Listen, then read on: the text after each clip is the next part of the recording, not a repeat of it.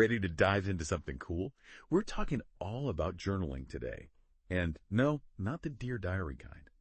You guys sent in some really interesting stuff about this, so we're going to pick it apart, see how it works, and why it can be such a game changer, especially for busy people, right? So you might be thinking, journaling, isn't that like just venting? And yeah, it can be that. But get this, there's actual science behind this stuff. I mean, it's less about fluffy diaries and more like a secret weapon for a better, more successful you. For example, there was this study by Dr. Pennebaker where people wrote about stressful things for like 15, 20 minutes a day. And the results were kind of shocking, actually. They had fewer doctor's visits, fewer, just from writing. Turns out, putting pen to paper could actually be good for your immune system. Who knew? It's wild, isn't it? The connection between our minds and bodies. And it's not some mystical thing, it's science. Dr. Pennebaker's research found that the people who journaled, their cortisol levels actually went down, which is a big deal because that's like the stress hormone.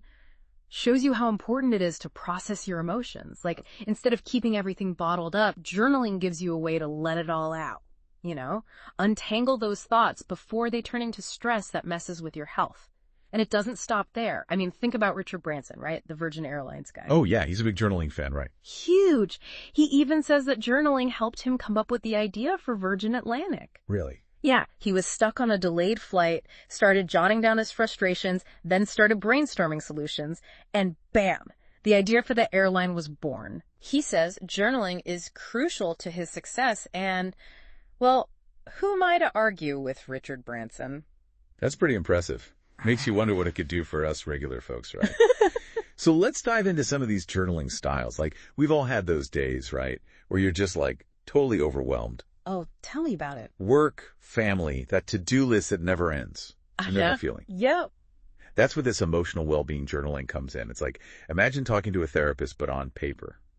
You just, like, let it all out. It's amazing how much putting something into words, even if it's just on paper, can change your perspective. Right. It's like you're taking something super jumbled and, like, organizing it, Yeah. And speaking of getting organized, let's talk about this personal growth journaling.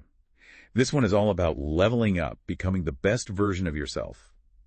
So imagine this. You're in a big meeting, high stakes, right? And because you've been journaling, like really analyzing your communication style, you absolutely nail the presentation. All those jitters you used to have, gone. You're a communication ninja. It's interesting, right? Because this type of journaling, it forces you to be self-aware, which is something a lot of people don't really tap into. It's true. We kind of go through life just reacting to things. But with journaling, you hit the pause button, you actually get to examine your thoughts. Totally. It's like holding up a mirror to yourself, but in a good way, in a way that helps you, like, actually grow. And speaking of high performers, we can't forget about career journaling. Well, I mean, we talked about Richard Branson, but LeBron James. Oh, yeah. He's big into it, too. Big journaling guy. Uses it to mentally prepare for games. I mean, that's next level goal setting.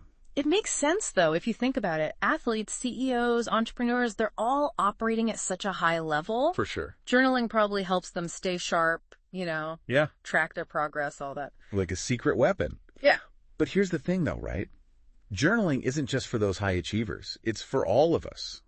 In fact, it can be great for something as simple as, like, getting happier. Yeah.